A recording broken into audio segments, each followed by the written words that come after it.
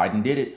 $1,400, $2,000 third stimulus check update plus executive orders. What is going on, you guys? It's Ron here with your second stimulus check update and stimulus package update. I hope you guys are doing very well today on this beautiful Thursday. It is the 21st of January.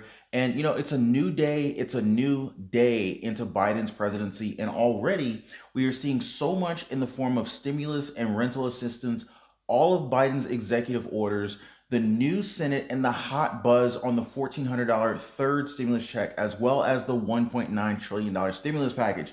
I've got so much information to share with you guys today. Also, I have the latest updates on another state with rental assistance going on. So for all of the best, most accurate updates, stay here in this video. Make sure you watch until the very end. But first, I'd like to say welcome back to all my subscribers. I really appreciate you guys. And for those who are brand new to the channel, my name is Ron. We cover all things personal finance, investing, how to generate multiple streams of income, and of course, stimulus check updates and stimulus package updates. So if you have not already, you should definitely subscribe to the channel and tap the notification bell so that you know as soon as I release new videos and new content. And it's totally free, so don't hesitate. And for all of you guys who are looking for that very next awesome TV series that you could just like binge watch over the weekend, I got you guys covered. Check out the all new Matter channel on YouTube. And if you haven't checked it out already, you're definitely in for a great time. It's like one of those series that you find out about and you think to yourself, oh my God, like, how was I not watching this for like the last several months, right? The best way to describe it is it's probably like a combination of like Mythbusters meets History Channel. So definitely check those guys out. Link in the description down below. But for now, let's jump right into the content.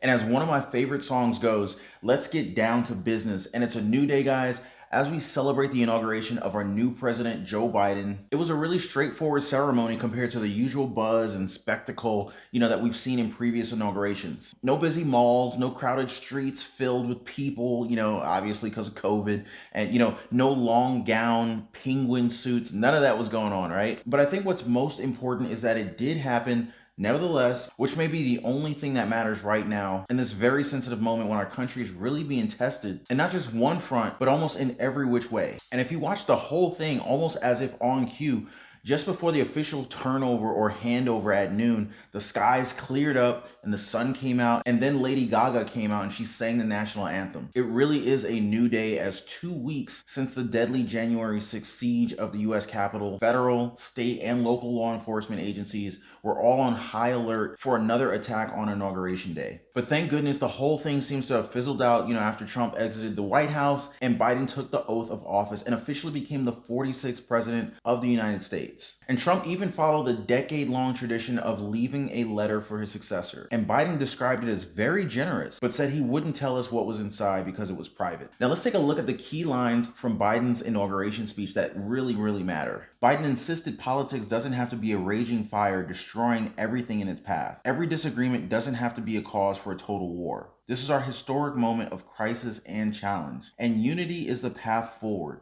We must meet this moment as the United States of America. So what I'm really highlighting here is that Biden is already extending an olive branch for the two parties in America to really work together and get things done. And like my mom used to say, you can disagree without being disagreeable. And here's hoping we get to see that in the coming days, especially in terms of that $1.9 trillion stimulus package and that $1,400 or $2,000 third stimulus check. And already at it, Biden said, "I thought there's no time to wait. Get to work immediately." And in his first half day in office after the inauguration, Biden has already signed more than a dozen executive orders, and they're all pretty relevant, like 100 days masking challenge, calling for a nationwide face mask and social distancing mandate in federal buildings, on federal lands, and by federal employees and contractors, and rejoining the World Health Organization. But more important for us here is the executive orders that extended the moratoriums and the student loan freezes. The eviction moratorium has already been extended until at least March 31st, while they're also calling for an extension on the foreclosure moratoriums for federally backed mortgages. They also extended the pause on student loan payments until September 30th. And of course, they're still pushing for at least $10,000 in student loan debt forgiveness, but it'll take a little bit of working out with Congress apparently on that one. And we've heard from now Senate Majority Leader Chuck Schumer that Biden can forgive already up to $50,000 in student loan debt with just a flick of a pen. So we'll definitely see if there's more developments on that one pretty soon. Add to that the ongoing discussion of the additional $200 per month in Social Security benefits. I know you guys are really happy to hear about that. It's been a little bit quiet about that topic, which if you crunch the numbers is going to be much cheaper than the student loan debt forgiveness. So really those two items, let's keep a close eye on these in the coming days. And definitely you can expect me to release a breaking news video on this once the information drops. So make sure you don't miss out on this by subscribing and tapping the notification bell. And I promise it's totally free, no strings attached. Just go ahead and try it out. And as for our favorite topic of stimulus and that $1,400 third stimulus check, we're seeing some movement from Congress as bipartisan groups of senators are calling themselves the Common Sense Coalition. And they'll be meeting in the coming days with economic advisors to President-elect or President Biden now. These are some of the people that helped get the last $900 billion stimulus package passed last time around. Senator Susan Collins and Joe Manchin III, the leaders of the group, both publicly confirmed the planned meeting on Wednesday following Biden's inauguration. Manchin has also confirmed that they will be talking about Biden's $1.9 trillion stimulus package, including a new round of direct checks, as well as money for schools, testing, and vaccinations. They could easily pass the whole thing with just Democratic votes through the reconciliation path that we've been talking about. But, really, Biden's advisors are actually hoping to get this one especially passed with the help from both sides as a sign of real unity in the House. Manchin said, "I think deep down, everybody, Democrats and Republicans, feel that it is the right move at the right time. And it'll take a little bit longer than others, but we'll all come together." And I'm not even done with all this news yet, guys. The final bit is really 3 news items rolled into one. You got Kamala Harris becoming the president of the Senate, the swearing in of the 3 new senators, giving Democrats control over both the Senate and the House of Representatives, which is just kind of crazy to think about. I wonder when the last time that happened. Anyway, I have to do some research on that. And with that, the official announcement of Chuck Schumer as the Senate Majority Leader. Kamala Harris entered the Senate with a standing ovation after a quick and funny reading of her own resignation as senator. She then proceeded to swear the 3 new senators: Alex Padilla, California's first Latino senator; Reverend Raphael Warnock, Georgia's first Black senator; and Jon Ossoff, the first Jewish senator from Georgia, and at 33 years old is the youngest Democrat elected for the Senate since Joe Biden was elected back in 1972. Swearing in the 3 senators, in addition to Harris's own swearing in, officially gives Democrats control over the Senate. So they're officially split 50-50. But because Harris, also president of the Senate, it allows her to break any ties and officially tips control of the chamber in the Democrats' favor. Shortly after the same session, Schumer took the floor for his first speech as Senate Majority Leader, saying, "We have turned the page to a new chapter in history of our democracy." He promised that the Senate under his leadership would now be active, responsive, energetic, and bold. The Senate will address the challenges our country faces head on and without delay, not with timid solutions, but with boldness and with courage. Democrats' priorities on their first days in control over both chambers of Congress: a second impeachment trial of former President Trump, a new round of coronavirus relief, and confirming President Biden's cabinet pick. First confirmation just last evening: Director of National Intelligence Avril Haines, the first woman to lead the U.S. intelligence community. Most likely getting another quick vote is, I'm hoping, our next stimulus hero in the Treasury Department, Janet Yellen. What we should also look out for is the ongoing debate now between Schumer and now Senate Minority Leader Mitch McConnell over keeping the 60-vote legislative filibusters that requires bills to get 60 votes before getting passed. Now, obviously, with the 50-50 split narrowly tipped for them for the Democrats' favor, the Democrats want to nix it and the Republicans want to keep it, of course. So let's see, guys. I'll definitely keep you guys posted because this may very well be the game changer that we've been waiting for. Well, I've got good news for you guys. Help is coming for you guys.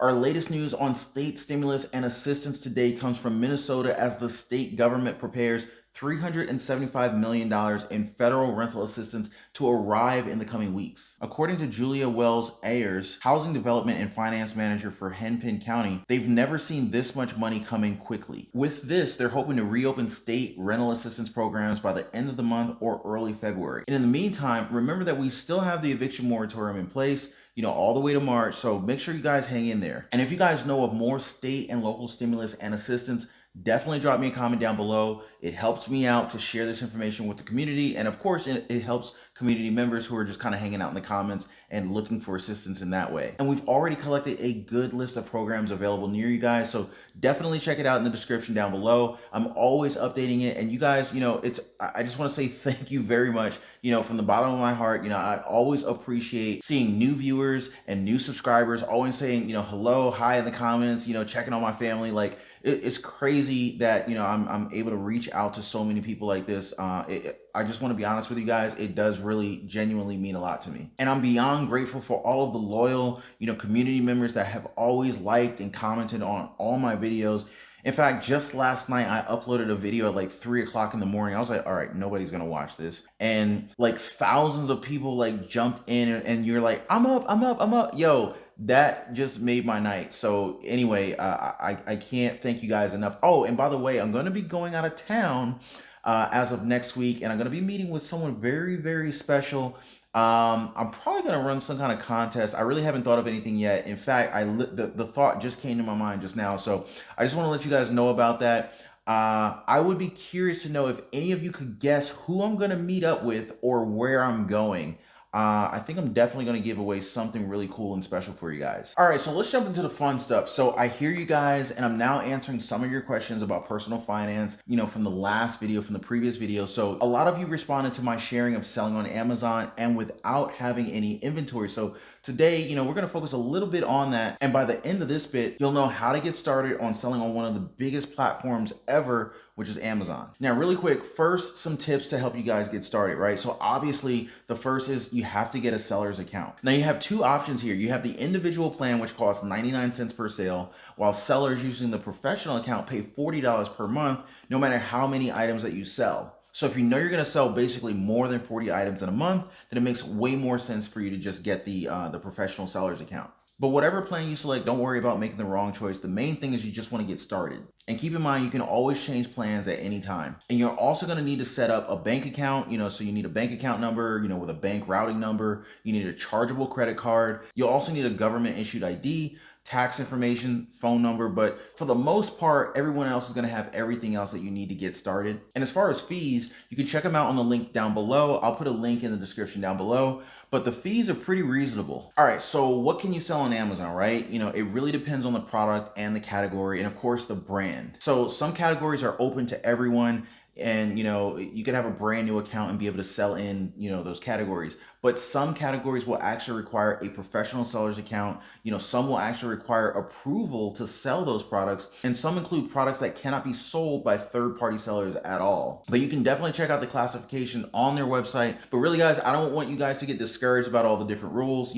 It's really pretty straightforward. I just wanted to kind of give you that information right up front. But the key is just get started and worry about all the different nuances later. And I'm going to share more information about Amazon seller tips tomorrow, because today we're going to focus on very interesting subtopic called selling on Amazon without inventory. All right, so what is this magic, right? All right, well, it's pretty straightforward to run a full-blown store without even worrying about, storing or shipping anything physical at all. And right now, Amazon FBA, or fulfillment by Amazon, is one of the most popular choices among online sellers. Like, I've literally sold thousands of products that I literally never ever had to touch. In fact, I had to order my own product from Amazon just to see what it looked like in person. All you have to do is ship your goods directly to Amazon's warehouse and list your products on the Amazon marketplace.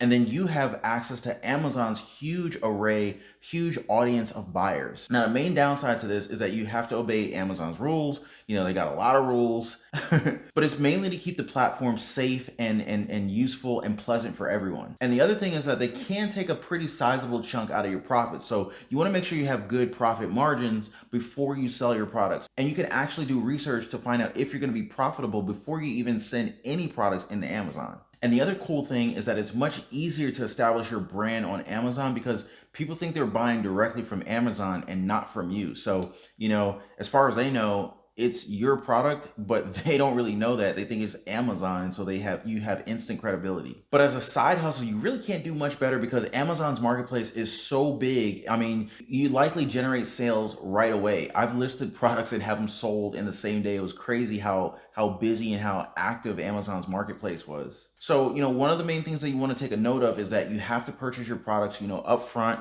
and all your margins have to be high enough to make money, because Amazon's going to take a large chunk, out of your sales. Generally, I would say roughly, 33% is about what Amazon's fees are in general. Obviously, give or take, depends on the price and the product and stuff like that. But if your margins are less than 66%, then you're more than likely going to need to import your products from overseas. And a quick tip for you guys is to constantly monitor your listings from the competition. I don't want to exaggerate at all, but there are people who are making over $100,000 per month selling on Amazon alone. I promise you that. Any other questions about selling on Amazon you want me to answer? Definitely write them down or drop them in the comments down below. I would love to, get back with you guys on that. And at a minimum, I just kind of want to help you guys get the wheels turning. I know, sometimes you just feel stuck and it feels like there's no options, but I want you guys to realize that, because sometimes you just don't have someone positive in your corner to let you know, hey, there is light at the end of the tunnel and that there are options. There are alternative ways of generating income. I just want you guys to be aware of these. So, I really hope that this helps you guys out, and look forward to tomorrow's video as we talk more about Amazon and different selling tips and strategies that you can use on Amazon. So anyway, guys, that's all for the stimulus check update and stimulus package update. You've got rental assistance, you've got stimulus, you've got all of Biden's executive orders, you've got the new Senate and the hot buzz on the $1,400 third stimulus check and the $1.9 trillion stimulus package. I also shared with you guys the latest on another state with rental assistance programs. So if you haven't already, definitely subscribe to the channel and tap the notification bell so that you know as soon as I release new videos and content. And of course, if you have not already, you need to check out the All New Matter YouTube channel. It is a phenomenal channel, amazing content, and you just learn so freaking much. Me and my kid, we literally just watch their episodes, and the little guy, he just picks up on so much stuff. You would be surprised. I mean, it could really be a kid's channel, but it's really adult stuff, but it's just a family channel. Anyway, check it out. Should see a big M above my head right now. Click the big M, subscribe to the channel, watch one of the videos, and be entered to win their contest, and I will see you guys on the next one. Take care.